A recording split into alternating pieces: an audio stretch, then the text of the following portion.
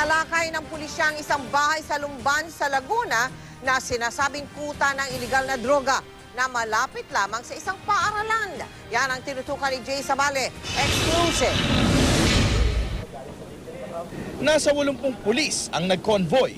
Ang target, ang Manambit Street, Barangay Maytalang 1, Lumban, Laguna, nakuta raw ng droga. Pagdating sa lugar, may isang sinasabing lookout ang tumakbo. Nagkahabulan. Ang isang ito, naabutan pa ng mga pulis na aakyat sa pader. Takbo daw po eh. Kung wala ka namang ginagawang masama, ba't ka tatakbo? Hindi ko po alam eh. Tambay lang po. Inakyat ng pulis ang bahay para masigurong walang umakyat sa bubong. Maingat na sinilipan loob. Walang inabutang tao, pero naiwang nakatiwangwang ang mga droga sa mesa. Nandun pa ang timbangan. 5 bahay ang ginalugad. Ang ibang droga nakatago pa sa coin purse. Ang iba naman nasa loob ng sapatos. Meron ding nasa lalagyan ng baraha. 71 na sachet na nagkakahalaga ng 60,000 piso ng pinaghihinalaang shabu ang nakuha.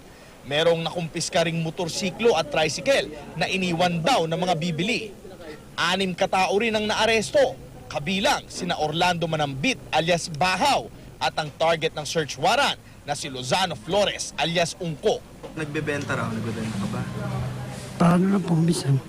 Kaya, kung may pinakuha,